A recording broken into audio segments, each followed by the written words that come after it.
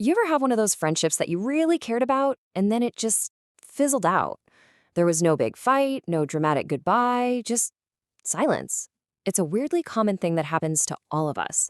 So today, let's get into the real psychology behind why we sometimes just stop reaching out. This quote just hits the nail on the head, doesn't it? It's not this big, angry, dramatic exit. It's that slow, quiet decision to just stop trying, to stop knocking on their door. And it happens a lot more than we probably talk about. And that's the million-dollar question, isn't it? Why did you go silent? Was it a choice you consciously made, or was it something else, something deeper happening under the surface? Almost like an automatic reaction you couldn't quite control. Well, we're going to figure that out. All right, first up, the slow fade. Let's really dig into what it feels like when a connection just quietly ends. We're not talking about a sudden breakup. We're talking about that gradual feeling that the energy just isn't there anymore. Because here's the thing, most of the time, it really isn't a calculated move. You probably didn't sit down one day and think, okay, that's it, I'm never texting this person again. Nope.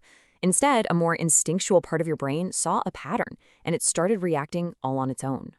So let's actually get into the science of this. Think of your brain as a super efficient calculator.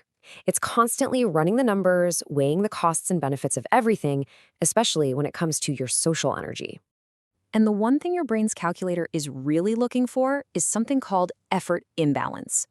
You know that feeling, right? That little nagging sense that you're the one doing all the heavy lifting in the relationship? Yeah, your brain notices that. Big time.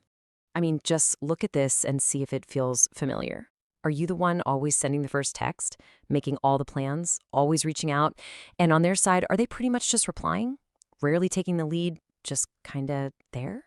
When your brain sees that pattern over and over, it starts to flag that connection as a really inefficient use of your energy. So what happens next? Well, that leads us to what we can call the silence protocol.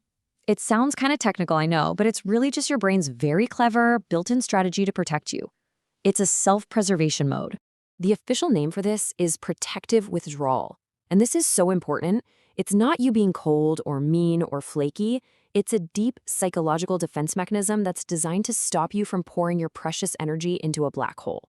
It all happens in the background, kind of like a three-step program. First, your brain detects that imbalance we talked about. It sees the one-sided effort.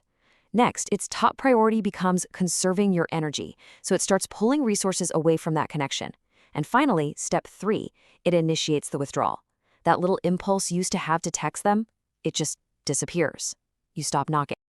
And this is where it gets really interesting. It's not just about saving energy.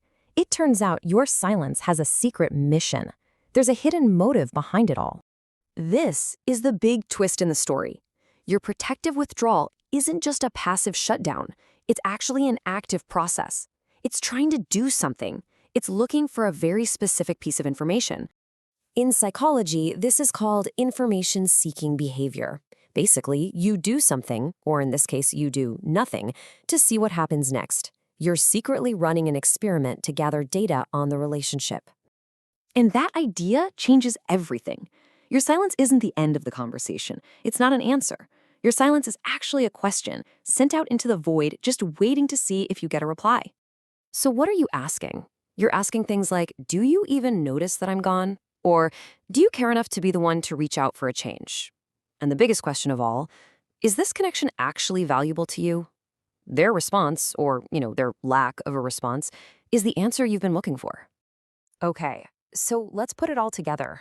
What is the big takeaway from all this? What does this tell us about that quiet, sometimes painful, slow fade? It means we can totally reframe this whole thing. Your silence isn't necessarily you being passive-aggressive or petty. It's your brain's logical, if subconscious, attempt to get a clear answer about where you stand. Plain and simple, it's data collection. And this quote just brings it all home perfectly. You didn't stop knocking because you were just tired. You stopped knocking to conduct a test. You stepped up from the door to listen, to see if you'd hear footsteps on the other side, wondering where you'd gone. So, I'll leave you with this to think about. The next time you find yourself going quiet on someone, or you notice someone has gone quiet on you, ask yourself this: what answer are you really hoping to hear in the silence?